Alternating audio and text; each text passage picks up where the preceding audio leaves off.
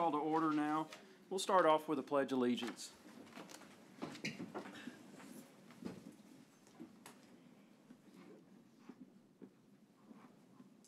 I pledge allegiance to the flag of the United States of America and to the republic for which it stands, one nation, under God, indivisible, with liberty and justice for all.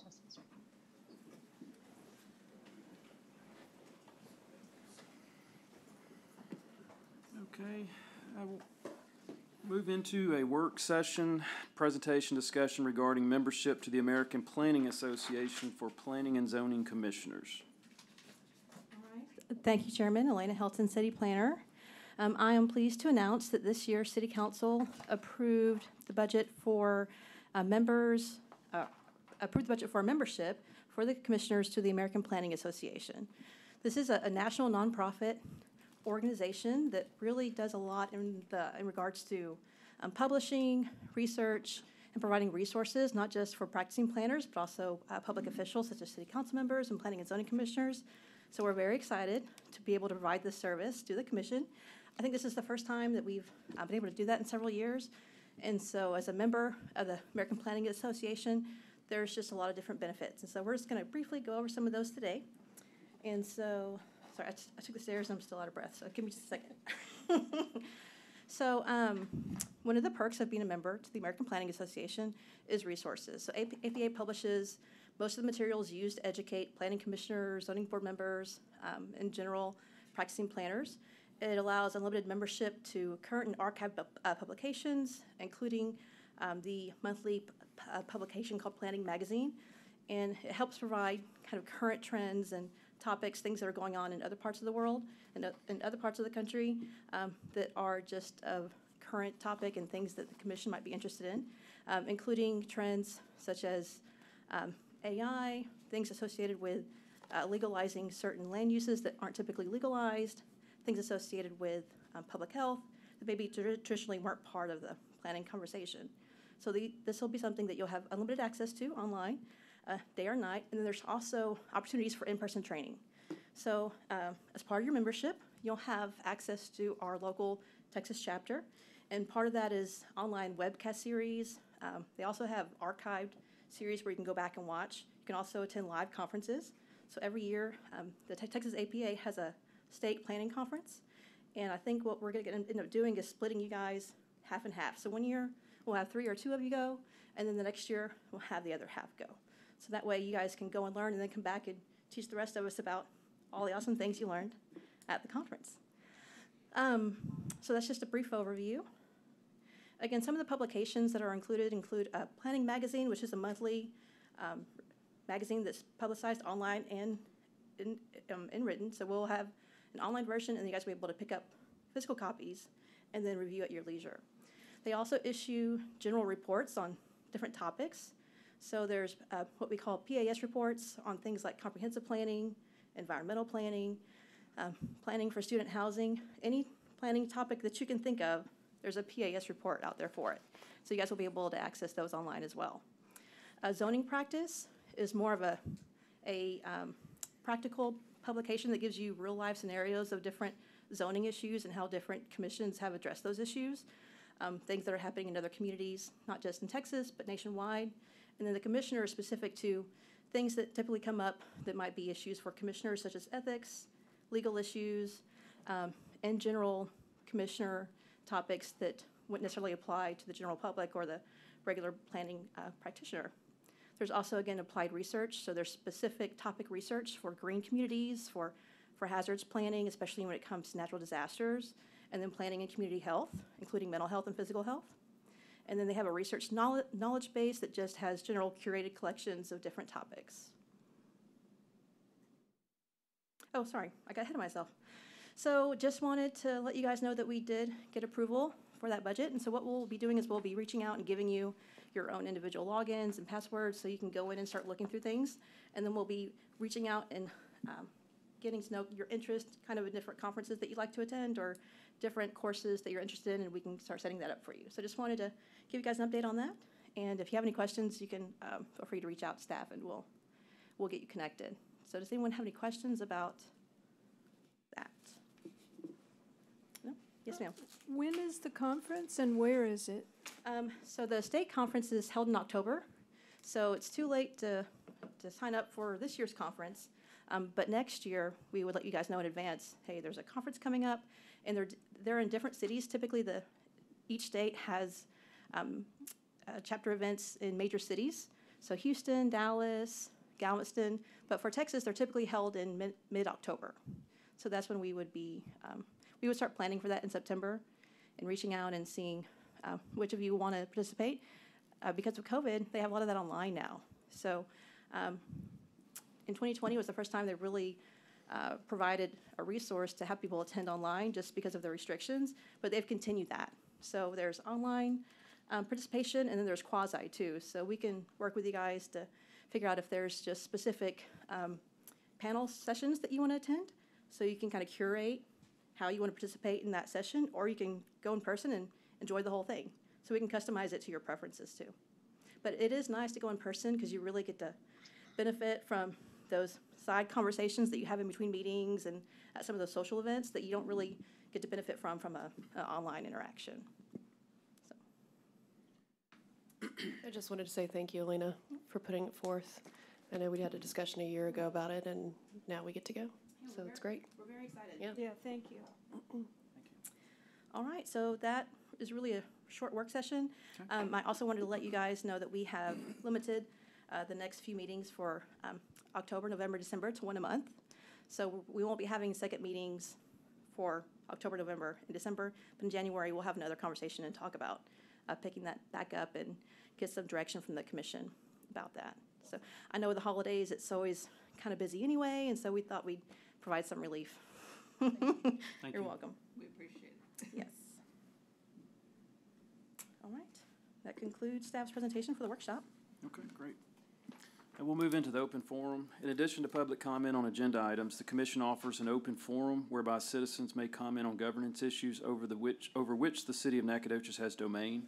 In accordance with the Texas Open Meetings Act, members of the commission shall not discuss, deliberate, or make any decisions on topics not posted as an agenda item. Speakers should address all remarks to the commission and limit your remarks to no more than 3 minutes.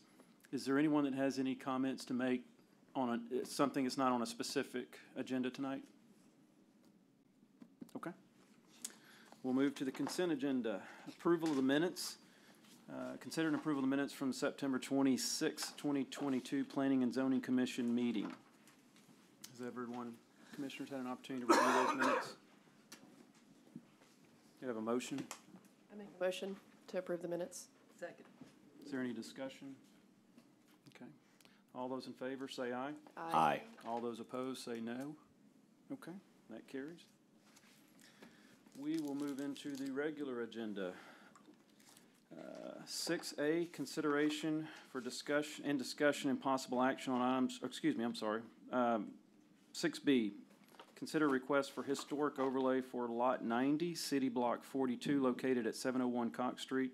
This request has been made by Lauren and Daniel Lawrence, case number HO2022-02. Good evening, Chairman. Brian Bray, your Community Services Director. As you stated, the applicants Lauren and Daniel Lawrence have requested the property located at 701 Cox Street be included under the historic overlay zoning, applying under criterion 4, which states, embodies the distinctive characteristics of a type or period of architecture or method of construction. The applicant's request showed that the house was built in 1888.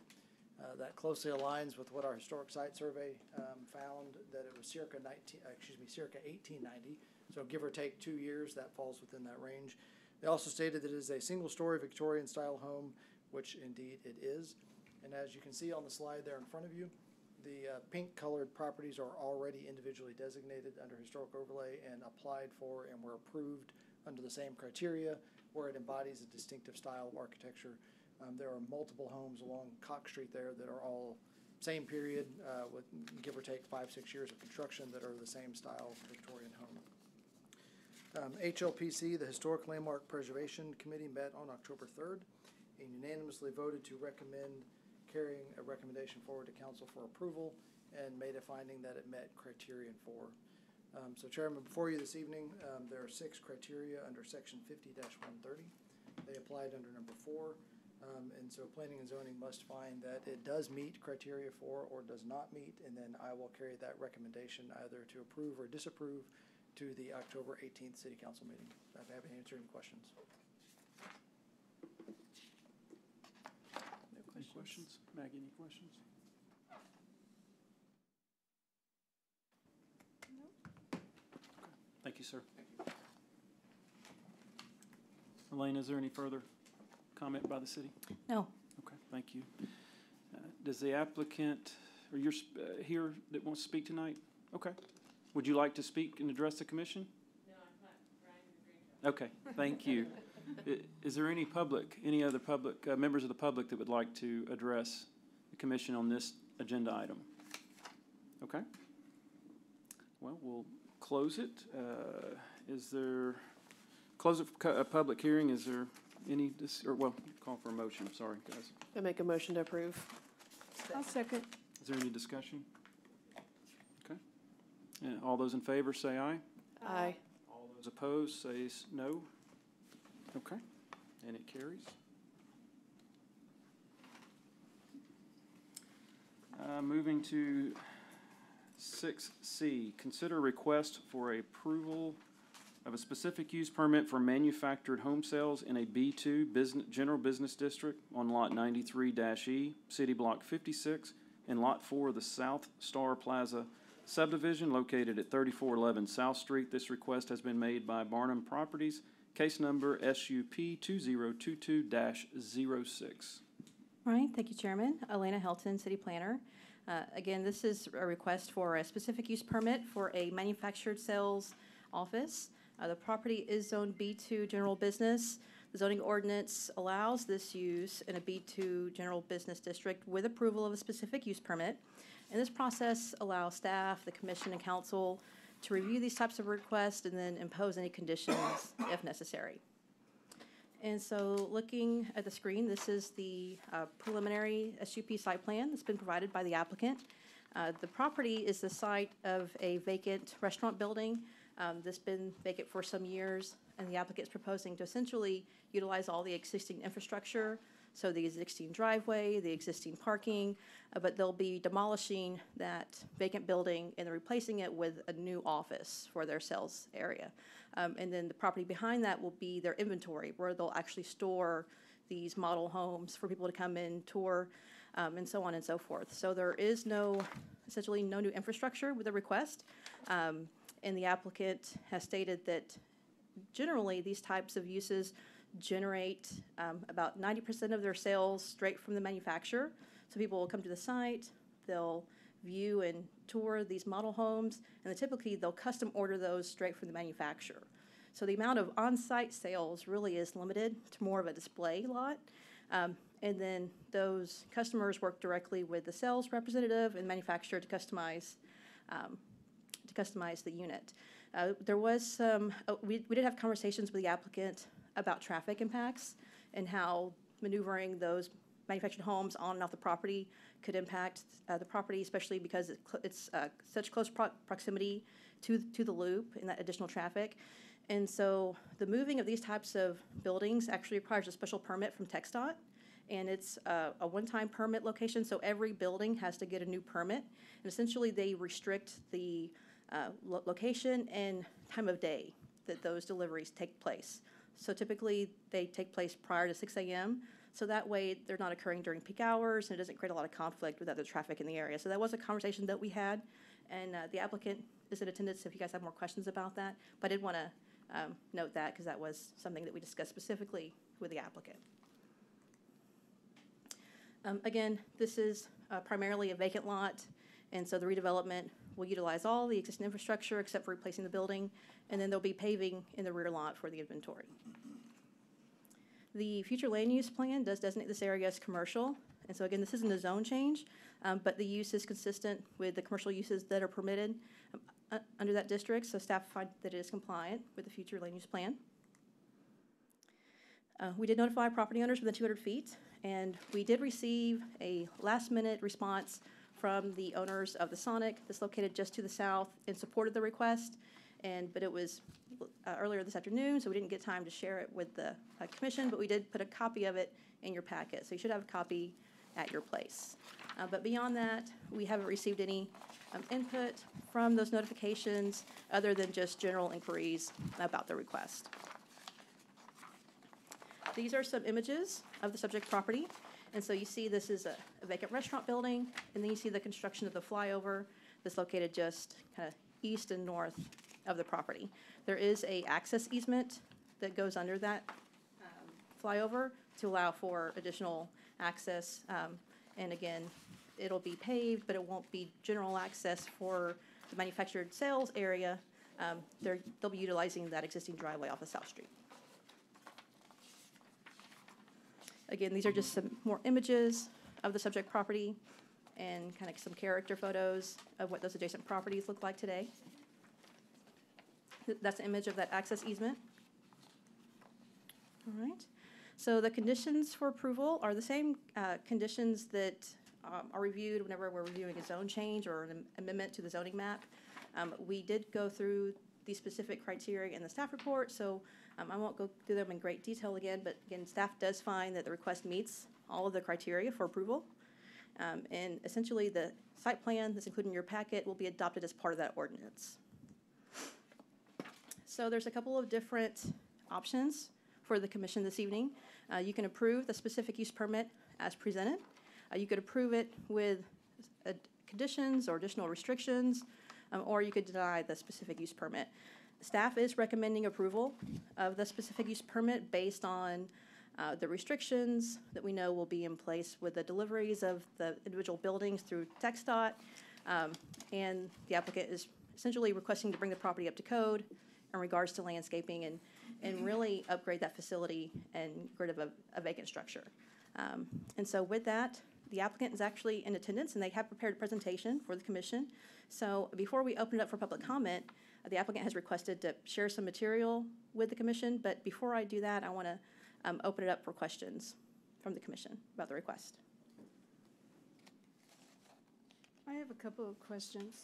Can you repeat what the sonic response was? I'm sorry. We don't have it in our packet. There's an email Oh, There is? It's next to the right next to. it was just a general letter of support. Okay, They were happy to see that vacant building be redeveloped. okay, thank you. Yes, ma'am. It's with the other, yeah. Okay. I'm just curious, when you're doing the 200-foot, this isn't really specific to this project, but when you're doing the 200-foot area,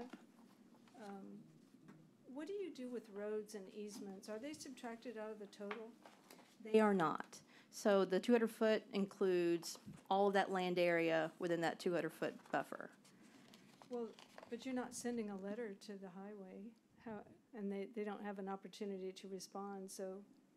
No, ma'am, but our city engineering department does review those requests, and they're in constant contact with TxDOT. So they are having conversations when we get these types of requests in. And I believe our city engineer actually had a conversation with our regional representative specifically about this request because of the questions that we got about the deliveries of the individual manufactured homes. So if a road occurs in the 200-foot zone, you send a letter to whoever's responsible for the road? So they have an opportunity to respond? Yeah, not typically because the roads are public, so it's either the city owns the road or TxDOT owns the road. And because our city engineering department reviews all these requests and they're in constant communication with TxDOT, those conversations are taking place essentially. We don't have a lot of private roads. And if there were a private road, typically that's owned by a homeowners association, so then they would get a letter. But if it's just public property like TxDOT or the city, we're not sending individual letters to the city because we know about the request. And same thing with TxDOT, we're communicating with them about those individual requests. Does that make sense? Well, I understand what you're saying, but when somebody doesn't respond, then it's assumed that they are in agreement. It's counted as agreement. But there's never any response from these easements or roads. So it doesn't seem like it should be included in the total, just logically. Is that the way the state does it? or- Yes, ma'am, that's handed down by the state. We don't have a lot of say-so in the way that that's applied.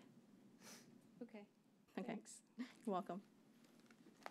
We also sent notifications to property owners within 500 feet. Those are those courtesy postcards, but for the map, we show we just show the 200-foot buffer. So another question, I'm sure this is all part of the permitting process, but how is the drainage handled on a site like this when you're going from an open field to a gravel surface? Yeah, and I can let our city engineer speak more about that, but essentially there is a credit for impervious surface. And Mr. Bartlett, if you don't mind coming up and speaking to that in more detail. Looks like it's already paved. Yeah, it does Well, look. this is, Some of it's, it's gonna be converted to gravel. Remember, no.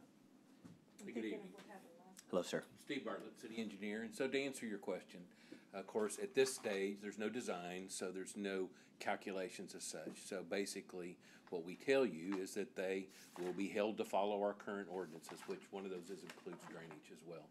So if basically they have more than 14,000 square feet of new impervious area, and that could be parking lot, buildings, sidewalks, things like that, then they're required to integrate stormwater detention design into their facility. So even with a gravel parking lot in this rare area, they're proposing to have gravel. We count that with some level of imperviousness. It's more than dirt, in other words. So it's just a calculation, and if they have to ultimately include detention, then that'll be part of their design package before they're ever permitted. I hope that answered your question. Yeah, thank you. Thank you. All right. Any other questions from the commission before we bring the applicant? Yes, okay. thank you.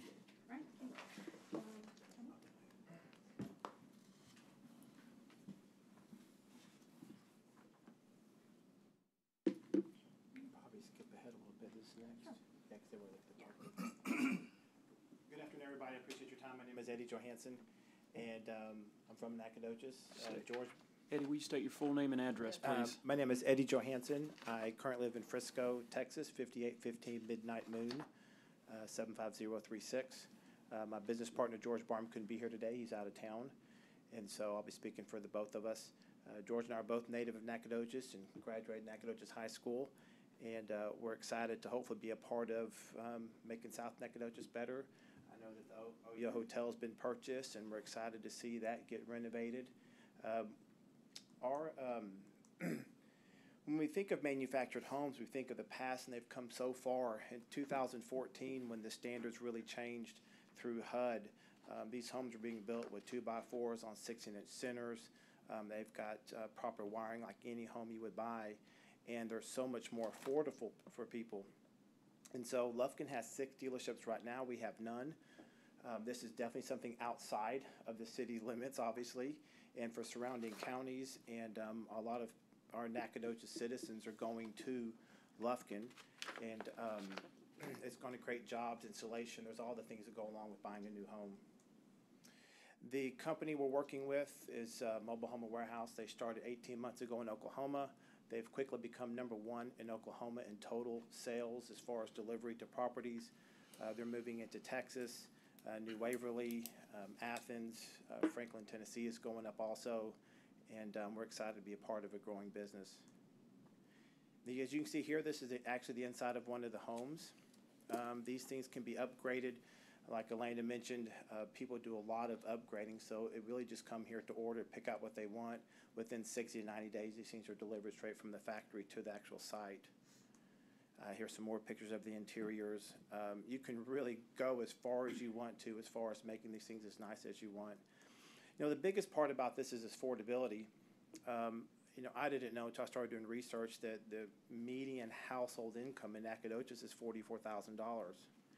And my background the last 20 years is mortgage lending and debt ratios and things of that nature. So these loans, VA, you can buy one of these homes, put it on a foundation brand new. You can get 100% financing, the VA loan, 30-year fixed. You can do an FHA loan, which is only a 3.5% down, 620 credit score. They even have down payment assistance at that level, so people can get it with very little out of pocket.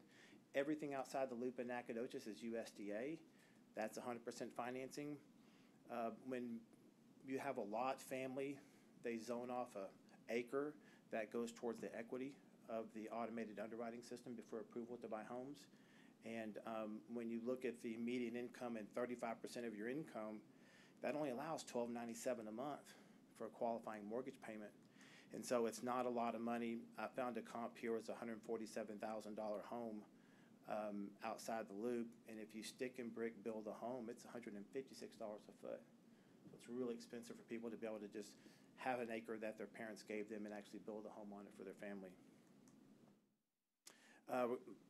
Elena did such a good job. I think I'm going to go over a lot of things that she did too. The back property is going to be more of what you see on an oil rig. It'll have a geomesh, be a very, very hard rock substrate. And so it will be able to withstand time. And then, of course, we'll always get that drainage right per the city code. And then you can see the easement we have there to that property. And this will be a one manufacturer. They go from the very low end of 70,000 all the way up to almost 200,000 as far as homes. And they have a wide variety. These homes will sit on these property for 9 to 12 months. And there'll be some in and out, 1 or 2 a month. Some months will be none. So this will be a lot more of a showroom like Elena described. And that's it. Y'all have any questions for me? Eddie, just out of curiosity, is it the Champion, the builder? Yes. Okay. Where are they located? They have a manufacturing plant in Athens. Eric's with me with Oklahoma. Where's Champion built? They have them in Leesville, Louisiana, Athens, and Burleson, and Mansfield. Were they formerly something else, or are they just the? Champion actually bought out Skyline Homes, and Skyline and Champion merged together. Just curious. Thank you. Yes, sir. They have what do you call it, Eric, when it's a sales, when they have the 1-year warranty, the recall, the service work? It's just the manufacturer Warranty. Yeah, they have some of the lowest numbers as far as needing any repairs once they're delivered and on site. So good quality. So, Yes, yes. Any questions for the applicant? Really appreciate y'all's time. Thank you. I see George is on the call here, Mr. Barnum. Are you really? Is that a fake background? Or are you really at the beach? I'm at the beach, and I'm hopeful that maybe we can have one of those planning and zoning seminars here, and I'll be glad to help host it. Amen.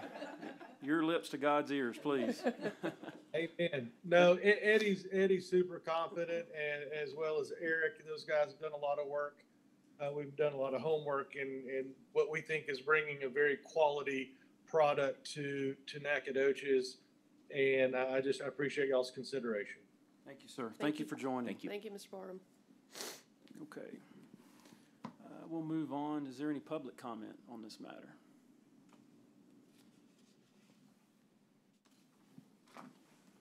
Are you, if you would just state your name and full address for the record, and just be mindful of 3 minutes, please. Thank you. My name's Hunter Skeef. I live at 123 Acres Lane in Etoile, Texas. And we have the Sonic Drive-In that's pictured right there. One of the things I didn't mention is that they're cleaning up that back area, which has been kind of an eyesore to us and a problem for us for a long time, and we're looking forward to that. We're also looking forward that they're going to come in and refresh the area. It's pretty beat down.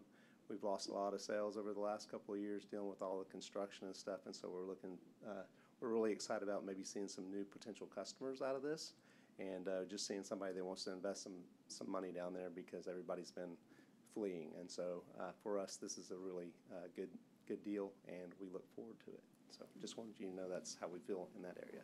Thank you very much. Appreciate that. Thank you. Okay, is there anyone else that has any comments?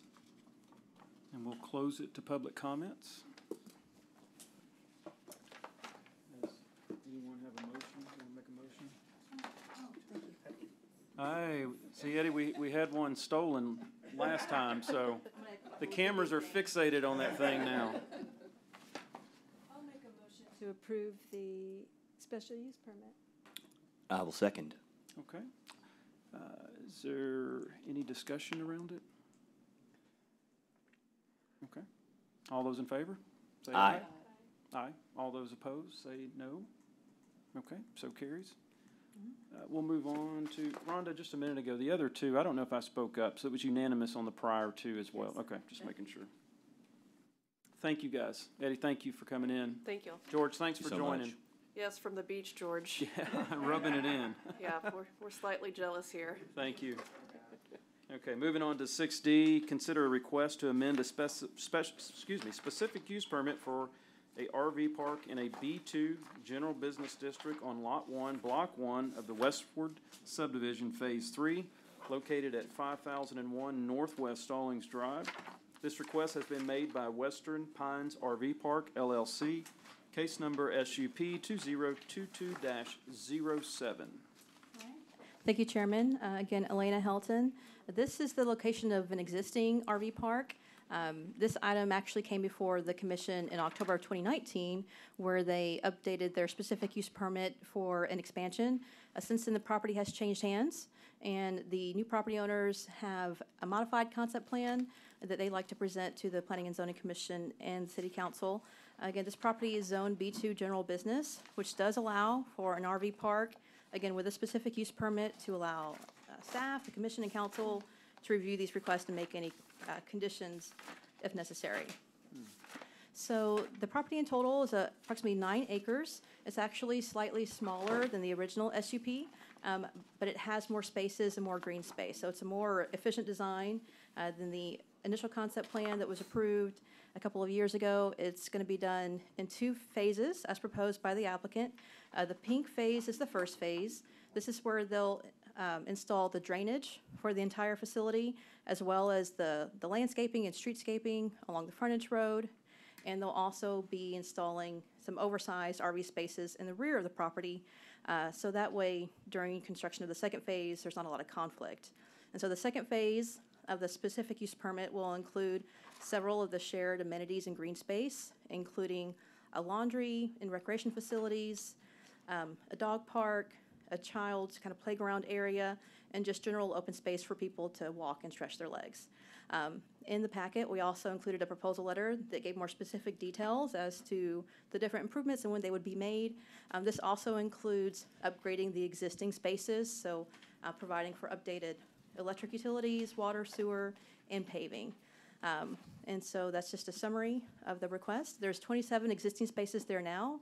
There's 58 new spaces proposed for a total of 85. And again, this is a smaller footprint than the original specific use permit, but it does have more spaces and more green space, so it's a more compact, efficient design. The future land use plan does have different designations for this property, really because it's on the cusp of the city limits. And so you see that pink, that's the commercial designation that follows the corridor, or that major commercial corridor. And then as you approach the city limits, you see that rural designation, primarily due to lack of infrastructure and access to utilities. So we did follow our notification process, including the 200-foot notifications, which you see on your screen, as well as the 500-foot courtesy notices. One of the property owners is the city, so that large tract that you see to the west, that is a city tract. And then those other notifications were essentially commercial landowners, and then there's a publicly owned property on the other side of the loop. We did receive one written response from the neighbor immediately to the south with general concerns about the potential for trespassing from future occupants of the RV park. This property has changed configurations, so the property shape is a little bit different than what it was initially, and I believe it's changed hands. So I will let the applicant address the commission in just a minute to talk about those concerns. They have had to move some of the inventory and commercial sales products from that property farther south to make it to where all of the commercial property is segregated per the new lot lines.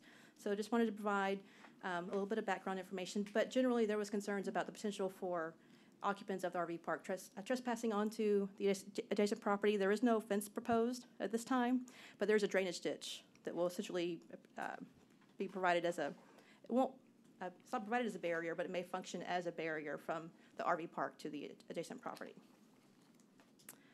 So these are just some images of the RV park as it exists today.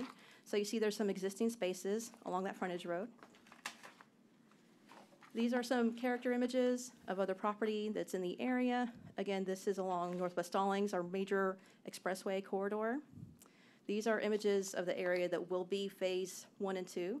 So the area is largely undeveloped and vacant, but this will include an expansion that'll be about 60% of the current footprint. Again, these are just some character images of the RV spaces that are out there today. The building that you see, the little red building, that's the current office, which will be replaced with a brand new facility. But that's the current existing conditions of the facility today. Again, the conditions for approval are the same as we review whenever we're looking at a zone change or amendment to the zoning map. Staff finds that the request does meet all of the criteria and that the amendment to the specific use permit is an improvement from the previous one that was approved because of the additional green space and amenities that will be provided as part of the park. And staff does recommend approval. The applicant is in attendance if you guys have any specific questions about their development plan. But with that, I'll conclude our presentation and open it up for questions from the commission. Elena, so on the overlay here, Yes. it looks like one of the responses from the owner of the trailer sales, but did they buy more land from him, or were they just kind of just Yes. from him? So there was a property transaction, and it's my understanding that the current owner of the neighbor was a recent owner. So I can let Pam, Okay. she's the applicant, come and speak more to that. But I do believe that property has recently changed hands. Okay, thank you. Is there any other questions for Elena? I have a couple. I'm still struggling. I'm spatially challenged, I think, but I keep meaning to ask Juan if he would please put a location inset map on these maps Okay. because I guess I just don't know Nacogdoches well enough to immediately understand where I am in the city. This is near? So this is my old DPS office. You know where the driver's license? I do know where that is. Okay, but- just to the south of But it. it's not until just this minute that I figured Oh. it out. Oh, Yeah, okay. I can't tell, I can't tell from looking at these maps where Yeah. where it is in the city. We did try to zoom out a little bit on this one, Yeah. just because it's on the perimeter. So you see it's at the intersection of North Stallings Drive and I do Northwest see that, Stallings. But just a little inset map Okay. with the loop and a star where it is would be really helpful. Like a vicinity map where it's, Yes. okay. A location map, vicinity map. Yeah. whatever. Okay. But the person that wrote in with the comment, is that something that the applicant can address? Or with I guess there was some concern about an existing ditch and then a privacy fence, is that? Yes, ma'am, I would defer to the applicant. Okay. Thank you. Okay. Hello. Just state your name and address, please. My name is Pamela Tatum. I live at 5931 North FM 225 in Douglas. I am the manager of the RV park. I have been the manager since March of 2021. The owners are both live in Houston, and both of them are out of the country right now. So I'm flying solo here. You're doing So fine. y'all bear with me. You're doing fine. Basically, to answer your question, the whole sum up, there was 11 plus acres that was owned by Keith and Vicki Sosha. And when Keith got sick, he had terminal brain cancer. We lost him last year. But whenever they sold the property, it was purchased in September, October of 19. And they had their plans, which the plans came to us, but whenever I took over management and started talking to Joey and John, we decided that we just didn't want a sardine can out there where all the trailers was just next to one another and there was just nowhere to go. Because when you're traveling, I don't know if any of y'all have traveled in an RV, but especially if you're going with kids, you're crammed up in there, and then when you get somewhere to stop for the night, you want to get out and go, okay, I don't want to be right in there, and you don't want to be right on top of your neighbor. And so we tried to design it to where it would be more, more spread out and have more green space and activities for people that want to come and stay a week and not just a night. And if they come and stay a week, then they can visit the oldest town in Texas and they can see what we have to offer and buy souvenirs, and, you know, we can, you know, promote some economy coming into from travel. The 11-plus acres, when Keith and Vicki sold it, we bought the right at 9 acres. It's 8.63, I believe. And then Dwayne Stroud, I think is it, yeah, Stroud, Dwayne and Dawn, they bought the property that's like 3 acres that is next door. They have been there 18 years. They was renting the property from Keith and Vicki.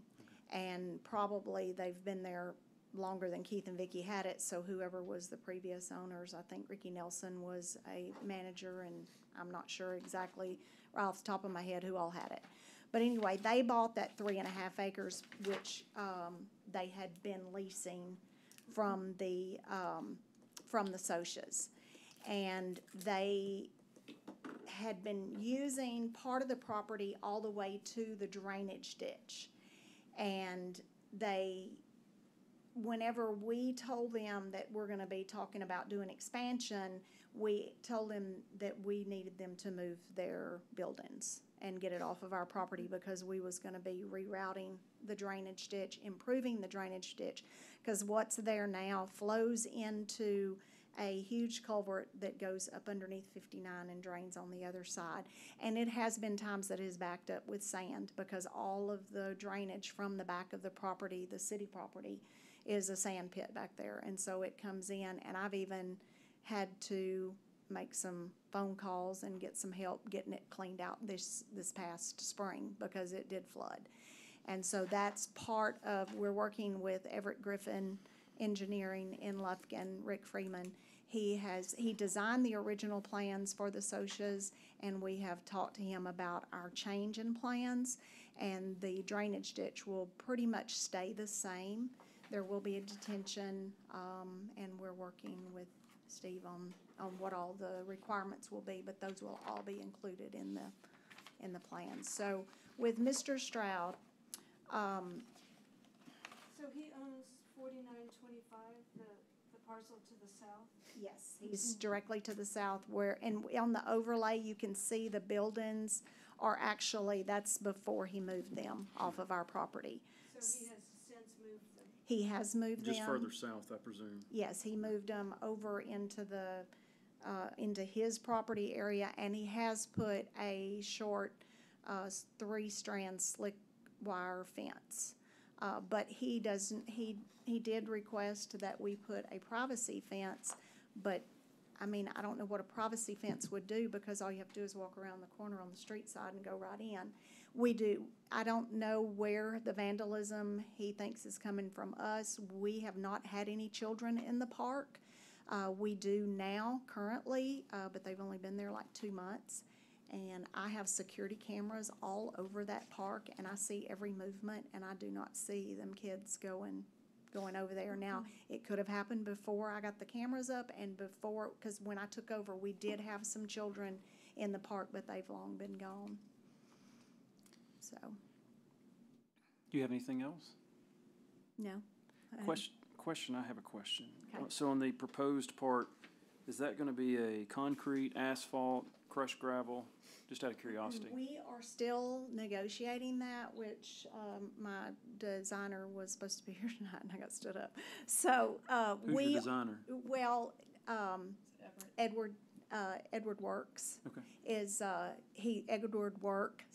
Works Consulting. He is helping me kind of plan this. He's going to be doing our drainage, and we have a couple of options, well, actually 3 options. We could go gravel or the recycled asphalt, which is what we have on our drives now. And those are good, but we didn't go subgrade and do a good base on them. So we would be doing that. But if we did that, we would also put a seal coat on it so that they would be a little bit more, not so gravelly. Right. And then we have, of course, regular asphalt. Hot top. So that's kind of our 2 options. Concrete, I really don't want I don't know that I want to go to that extreme. That's- We may have some concrete pads, like little patio areas with some of the back. The back part is our premium spaces to the west. That's gonna be the 80 by 24s. They're gonna be really big, and we have a lot of motorhomes that come in there. And some of them are 44 plus, and they're pulling, you know, a full-size tow, so it gives them plenty of room to go in and not have to unhook, or if they do have unhook, they got a place to park. So it'll be either a hot asphalt or it'll be a sealed, recycled asphalt. Well, it looks like it's gonna be a lot better than what's there Oh, yes. now, so it's proposed, okay. Anything's an At improvement from full right now. occupancy, how many RVs are to be on this property? We're anticipating about 85 spaces, but we will not have that many all at one time. That'll be the spaces that'll be available. Okay. Because in the summertime, we tend to be a little busier because of kids being out of school and people being able to travel. We have our snowbirds, fall, and about this time of year, they're starting to go south. And they're coming home, I'm sorry. No, they're No, going they're going south. south. Yeah. I'm lost on track. But they'll go south and they stay in Mission and Alamo and all that. And then in the spring, February, March, April, they start coming back. And so they'll stop because we're kind of a point where they stop at, and they'll stay, 2 or 3 days and kind of rest and then drive on home. So, Just curiosity, how many spaces did you say would be in phase one? Is it just roughly?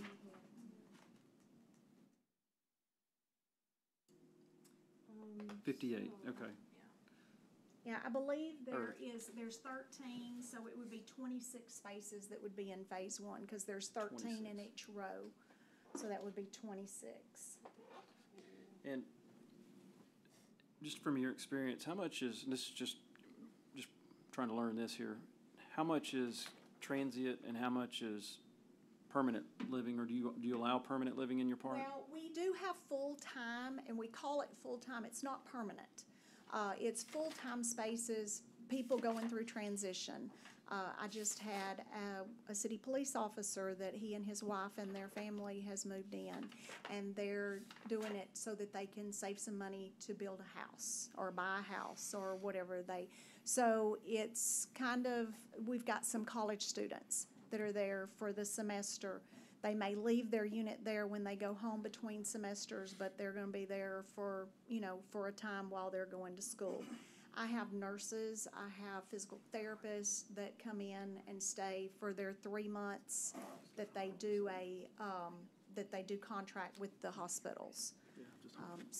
And then I have workers that come through that, they may be working a job. We had some, just this past spring that was working the Lone Star remodel, and they stayed there. So it varies. Just out of curiosity, what do they pay to stay? Is Right. it by the night or? Well, we have nightly rate, we have weekly rate, and then we have a monthly rate. And so the nightly rate is $45. We do give discounts for seniors, militaries, and Good Sam members. And then we have a weekly rate, and then the monthly rate is $425. And that's all utilities included. We provide everything, including we have Wi-Fi. So I tell them it's complimentary, though, because it's not always dependable. Any other questions?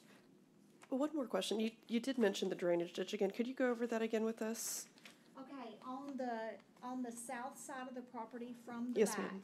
it will be it's a proposed drainage that is there now, and if you look at the, can you go, is it back or forward? Looks like a little pond area, well, when it floods. Okay, right now you can see just the dark line. It looks like a drive that goes right down the middle of Yes, I see that.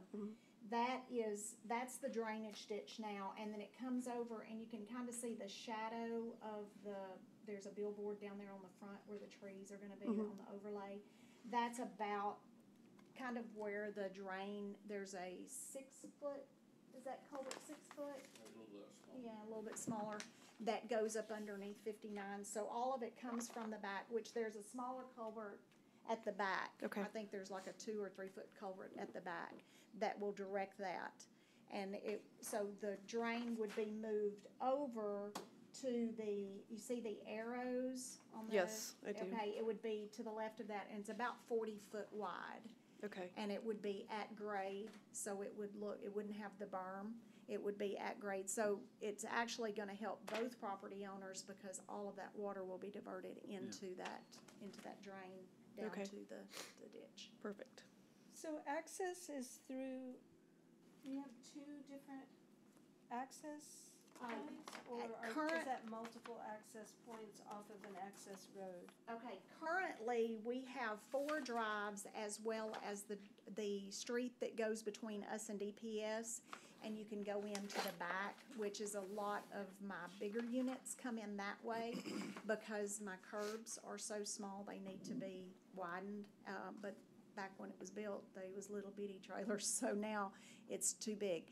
So what we're gonna do is we're gonna change the one that goes through DPS because we do get a lot of stray traffic that uses us as a turnaround, and they'll drive through from DPS, so that will become a service entrance that will be gated, and then we will only have one access that will be an entrance and an exit, and that will come right by the office. But right now, there are 4 drives off of the frontage road, the DPS road, and the one that goes beside DPS and to the back. Are the improvements to I-69 gonna impact you at all, or is it considered done in that area? No, it's not done or decided at this point. Oh, so they haven't really designed it? We don't know the right of way. That's a question I don't know. Yeah, that's what I'm praying for because I'm like, if they take all this out, ugh.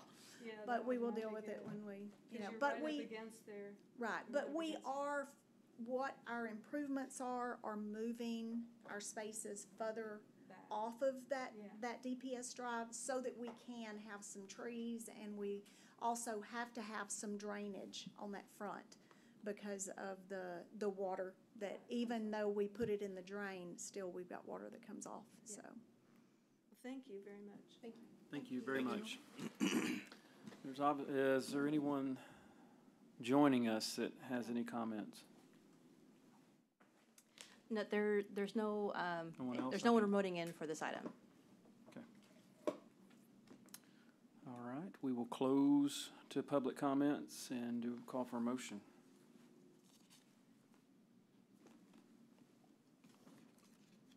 I motion to approve. I'll second. Any discussion? Anything? Okay, all those in favor say aye. Aye. Aye. All those opposed say no. Okay, it carries. Thank you. Thank you very much. Thank you. All right. All right. And we'll move on to agenda item 6E, consider a variance to the sign ordinance for a wall sign that exceeds the allowed sign area requirements for a property located at 123 East Austin Street. This request has been submitted by Titan Sign Company LLC, case file SB 02022-02. Thank you, Chairman. Elena Helton, City Planner. Again, this is the site of a brand-new construction at 123 East Austin Street, located just east of North Street. And so the property is zoned B2 General Business. The applicant is proposing a wall sign that is larger than what the code allows. So the Planning and Zoning Commission is directed with approving variances to our sign code. And so the specific section that the applicant, again, is requesting a variance to are wall signs. So wall signs are signs that are actually placed on the face of the building.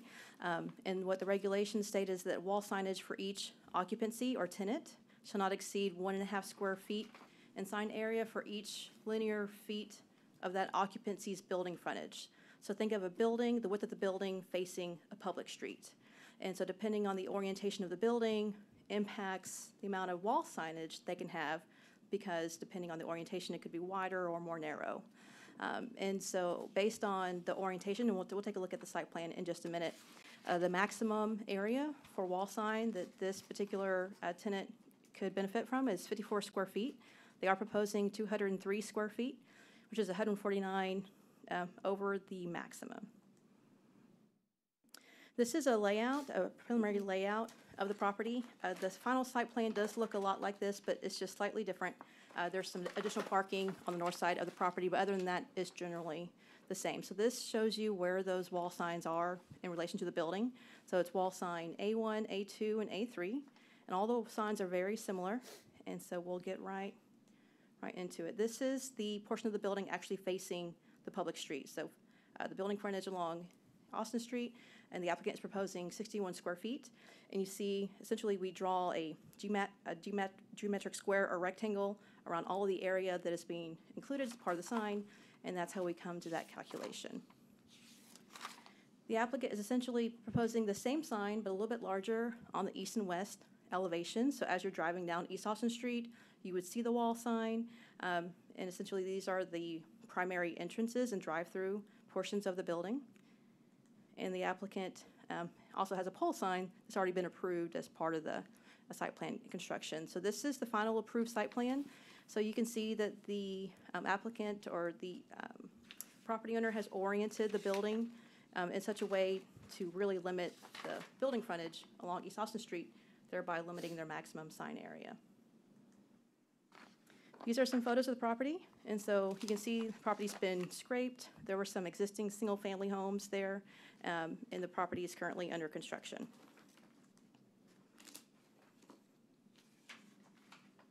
These are just some additional character photos of some of the surrounding properties.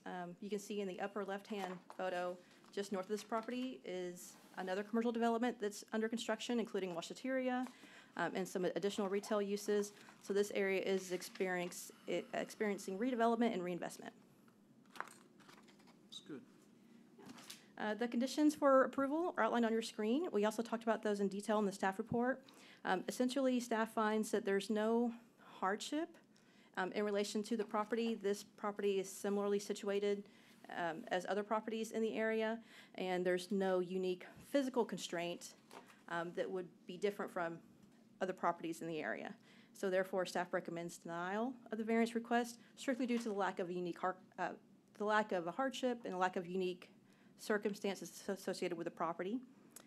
The applicant representative is actually remoting in, and so in just a minute, I'll conclude our presentation and open it up for questions, but I believe the applicant would also like to address the commission, and this is not a public hearing, but we can open it up for public comment at the purview of the commission. So with that, I'll conclude our presentation and open it up for questions. Just for clarity, Yes. you talked about different square footage there, but we're talking about a variance of 149 square feet for this sign. What are the... Yes, so again, I apologize, I did go through that quite quickly. So the sign that's facing East Austin Street is 61 square feet. And then the two signs that are not facing the frontage road, but that are situated perpendicular to East Austin Street are 71 square feet each. And so for a total of 230 square feet. Are they on either end of the building? Yes, ma'am. So it's a rectangle where the short end faces the street, and so they have the sign on the very front, and then on each side, they have a similar sign that's a little bit larger. So there's three signs that are very similar in appearance. One would face East Austin. Yes, ma'am. And the other two would face. The other two would face east and west. So as you're driving down East Austin, you would see those buildings on the face of the building. Or you would see those signs on the face of the building. And then they have a pole sign located directly in front of the building, in between the building and East Austin Street. Which is not part of the calculation. Correct, because that sign meets all of our code requirements and it's already been approved. It's just the wall signs that we're reviewing this evening. Okay. So this is a franchise, correct? I believe so, yes, ma'am.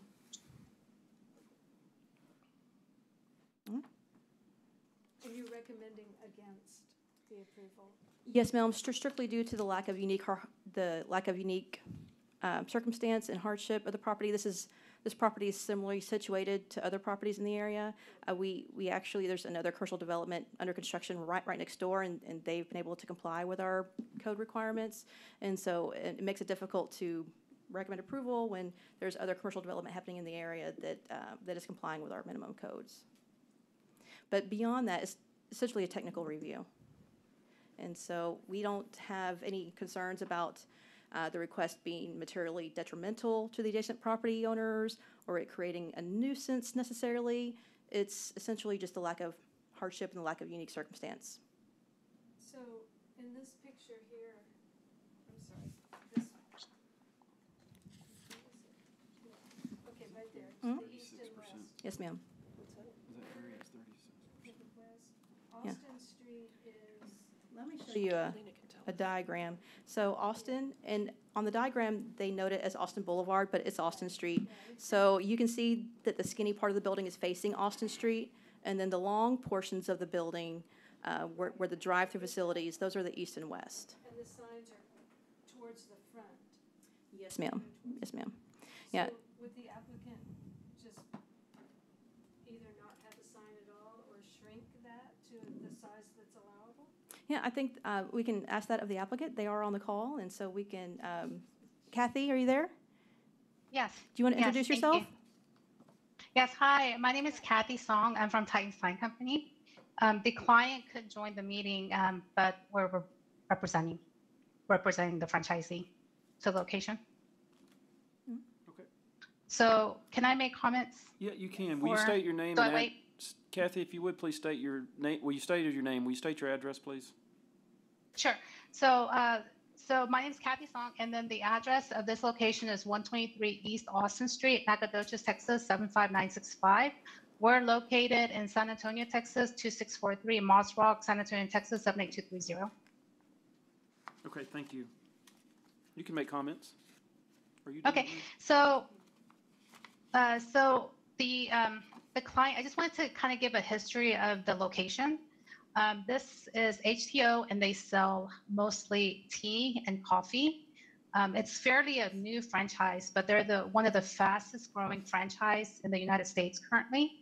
And so they've been able to bring in a lot of, I guess, jobs to the community, as well as if the internal side, the exterior side, they're spending a lot of money to the location. The franchisee, it's been kind of like a long process. So they've spent several years looking for location and working this location out. And so they are putting a lot of investment into the building as well as the exterior and the interior. And so that is kind of the location of the history of that. If you look at the space, they're kind of farther into it's not at the main road, but farther inside the building. So it's not as visible to the public or when the traffic kind of stops. And so we've done probably so a lot of the times the franchise will start one and then they'll expand and open up 3 or 4 other locations. And so this location is we've done probably about 70 to about 80 HTO locations already, just all over Texas and outside, New Mexico, Oklahoma, and they're expanding. And so this location, if you look at it, for this spot, we consider, even though I guess signage we consider as a marketing, so people see it from the street. So we want to try to provide as much visibility for the location. And so the main side is not on the traffic where the traffic stops, but it's on the other side where if you look at the A1 signage is their main entrance sign. So they would definitely need a sign there at that location because that's where people enter to the location. And if you look at it, the way the building is built is because they're trying to do the traffic. So they don't want to have the main traffic into where people are coming in. So that's why it's on the other side. And so if we put the A1 building sign, the visibility on the other side or the front part of where it's facing east, the Austin area, people are not going to be able to notice. And as you can tell, on this one, even though this is their brand, a lot of people don't know, they haven't really recognized what it is like Starbucks yet. But when they get to know and drink the tea and the coffee, then it's really good. So that's how they've been able to expand. And if you look at the building itself, you see the short version and the long version of the building. And so so if you calculate the longer version, it's 100 feet opposed to the other portion of it, which is 54 feet. And so they're kind of in a, I guess, in a kind of a tough situation in a sense, because the signage that needs to be on the building, the main signage is actually facing away from the traffic. And then they're trying to catch as much traffic on both of the other signage. If we take out if you look at the logo itself and we take out the negative spaces, so this one is calculated based on 10 foot by 2 by 7 feet. But if we take out all of the negative spaces, combination of all three signs is about 95 feet altogether. And then if we calculate the longer length opposed to the shorter length that is facing the Austin Road, it fits right under the, I think the allowable is 100 and they would fit the 90, I think it's 98 total square footage without negative space, which will fit all of the locations. I know that, I guess we've been, doing signage for a really long time. And I think a lot of people might not look at signage as marketing, but we really, really consider signage to be marketing. And since we've been doing so many of these locations, we've noticed that with more signage, the more successful they are. So I think indirectly it will cause hardship to the location because this is a kind of a new franchisee to Nacogdoches, Texas, especially. So we're requesting that they are allowed the 3 signage at this location so that they can have the most success for this, for Nacogdoches, Texas. Thank you. Mm-hmm. So Elena, you're saying that the total allowable for the entire building is 54 because of the frontage? Yes, ma'am. So Yes. you don't count the 2 access roads on the east and the west as frontage? No, because it's the, There is no. it's the portion, yeah, so There the, the only street frontage is East Austin, Austin Street, so there is no additional There's frontage. Pecan to the east, but it's separated by other property.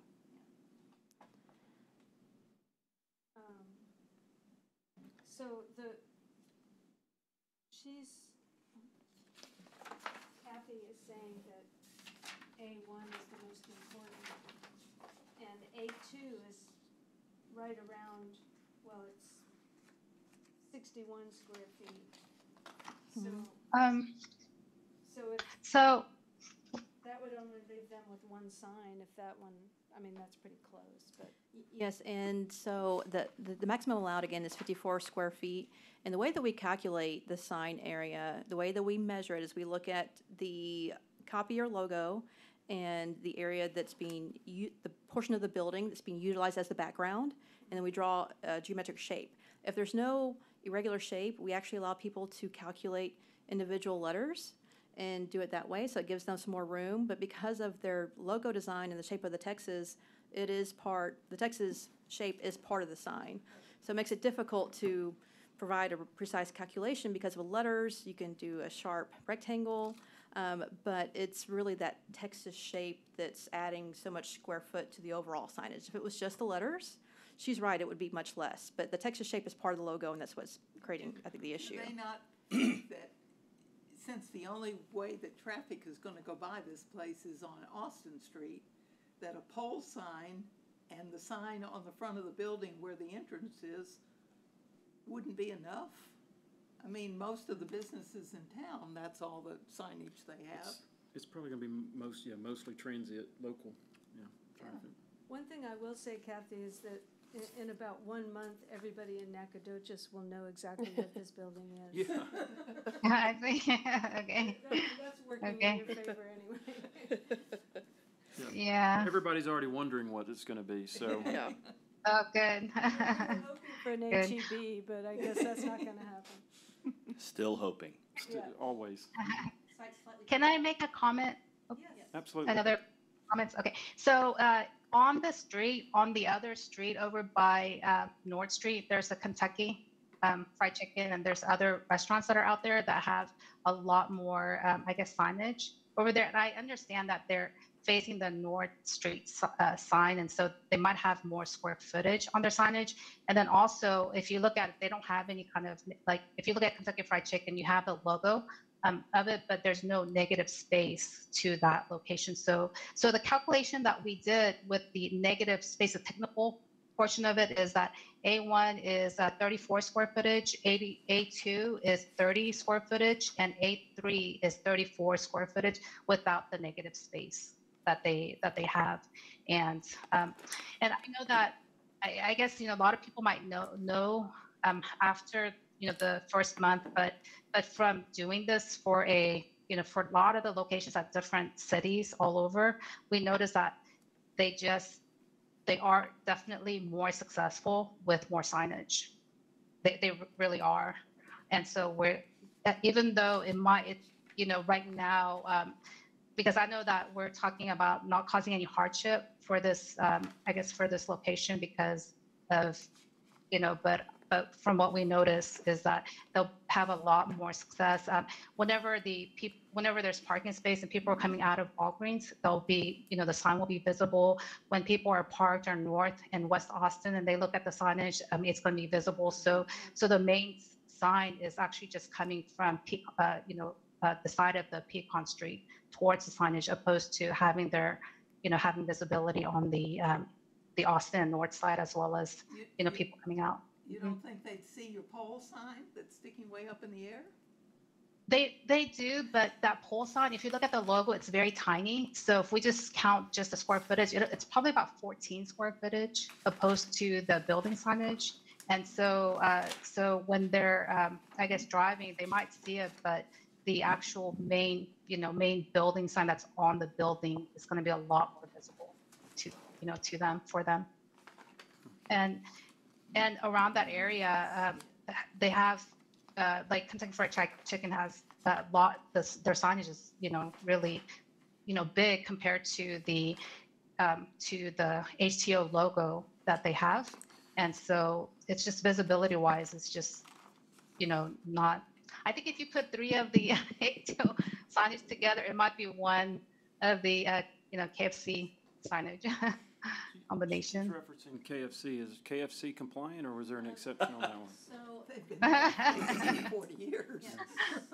So that development was constructed prior to our current sign code, and it's on a corner lot. So they have the benefit of street frontage on both North Street and East Austin Street.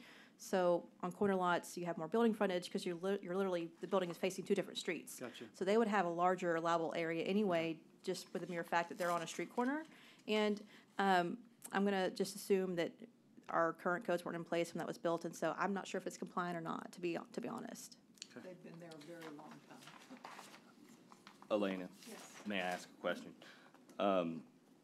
I've been sitting here poring over the objectives of the sign ordinance, and looking at that and comparing that to the question of undue hardship for the sign user. The question of hardship, the sign will be out front, the sign will be on the front of the building, and I'm going through the objectives of the sign ordinance.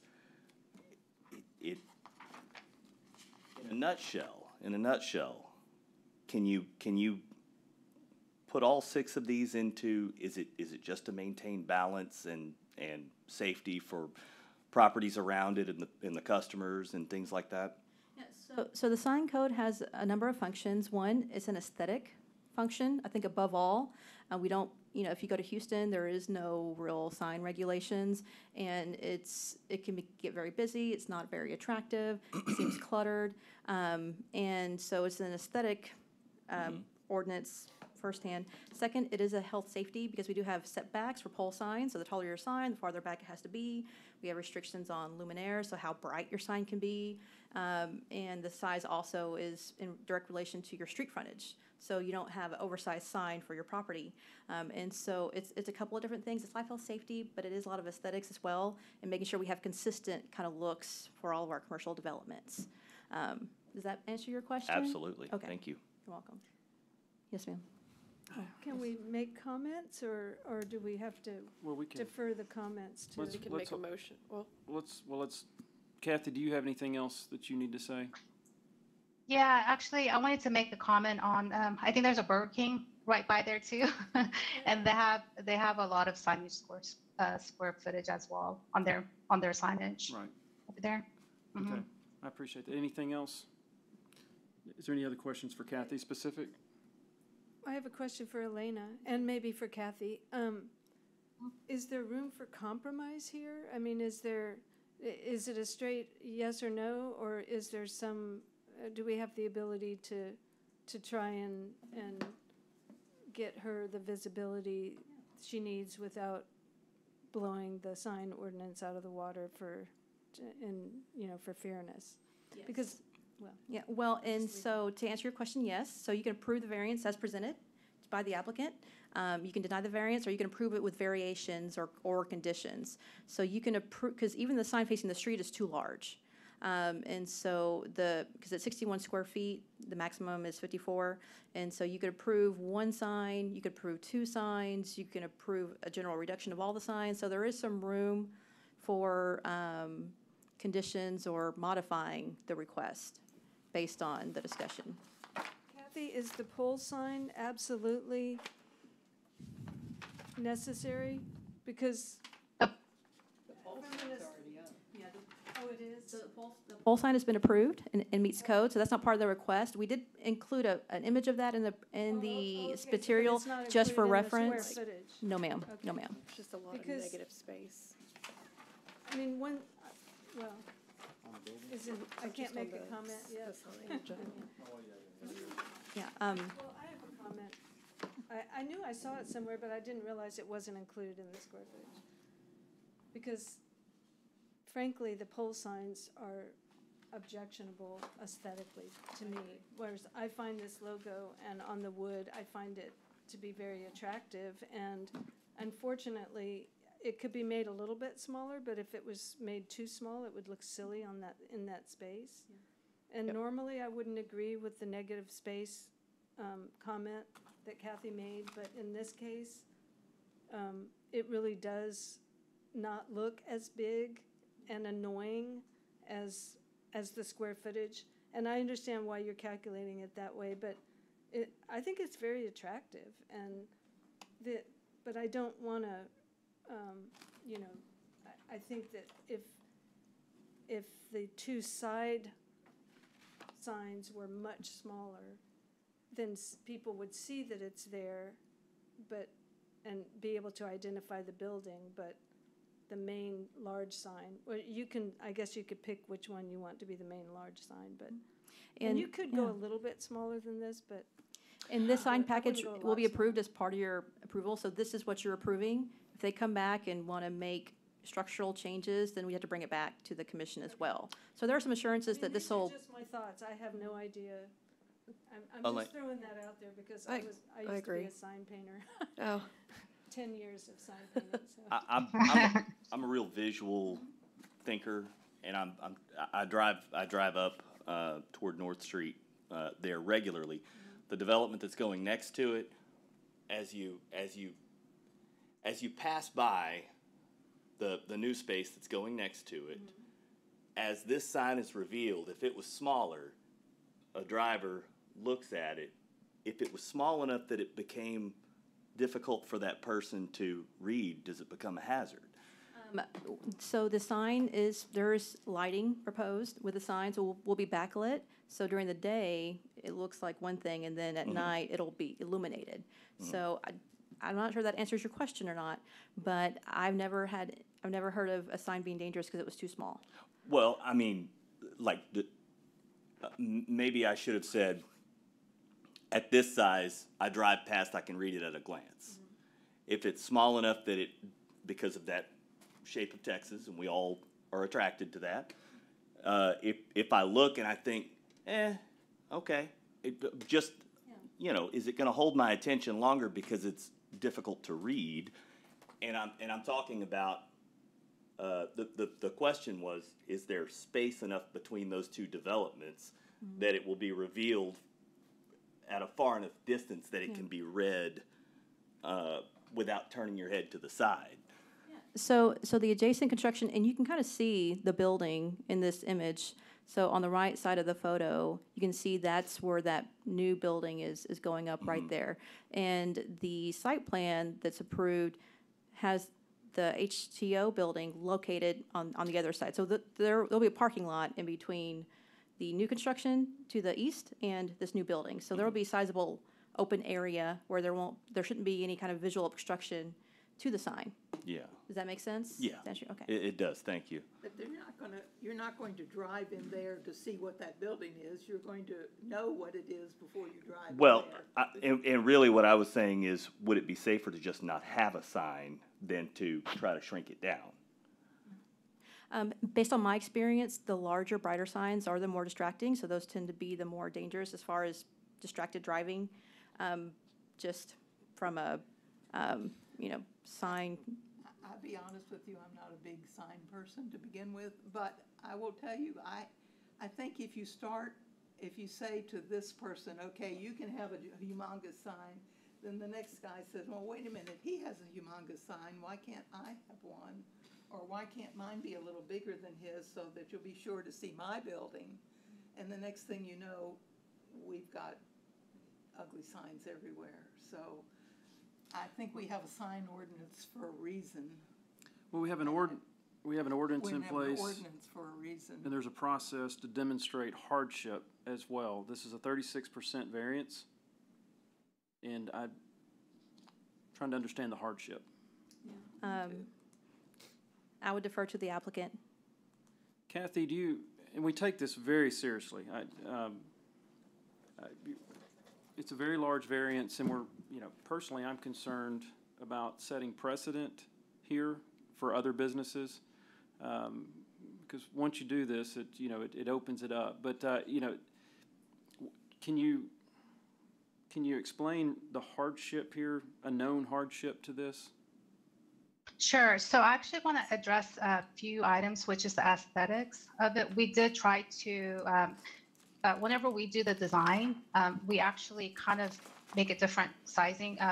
We know TxDOT very well. We've had a lot of contracts with TxDOT where we put up, I think, over 900 signage in Corpus. So we're very familiar with distance, speed limits, visibility of signage.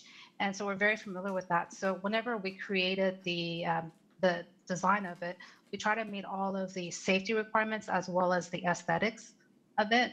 And with the smaller sign, it's just not visible. It doesn't look as good. And with the back part of it, with the wooden part, it definitely does look better.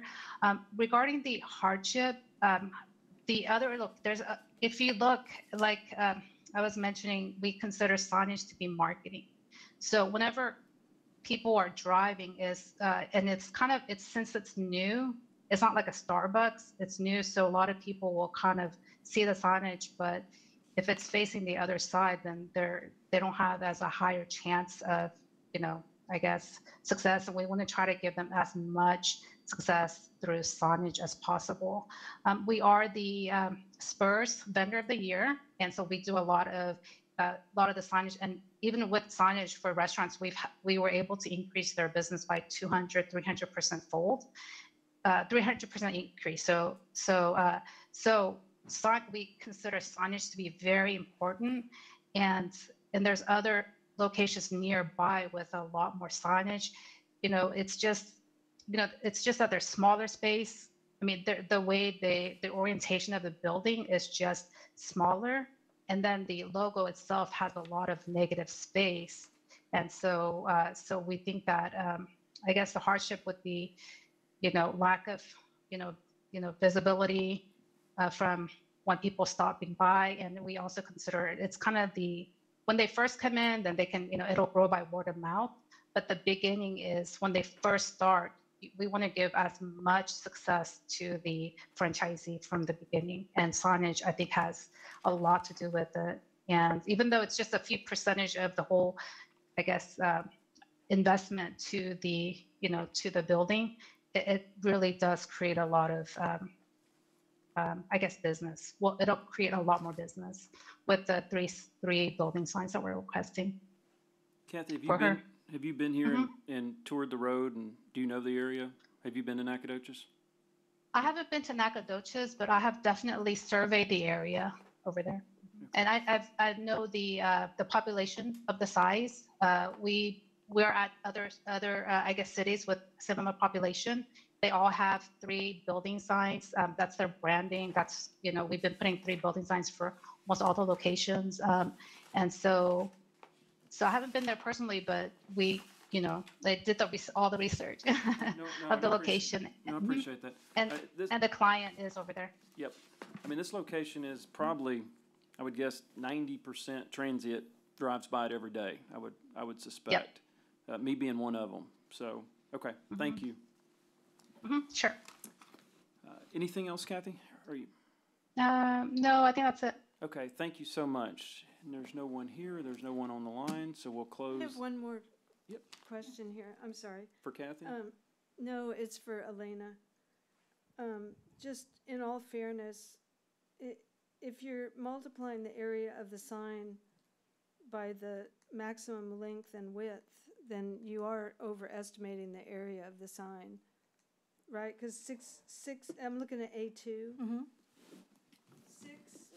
times 9 is 54, so the halves make it 61, but really it's, that whole corner is cut off.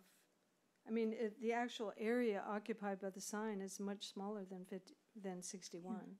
So the ordinance defines the way that we measure. I knew you were going to And so there's not a lot of leeway. It's very explicit. Yeah, Yes. okay. I would love to have more That's how the flexibility. state- That's how the state does it, right?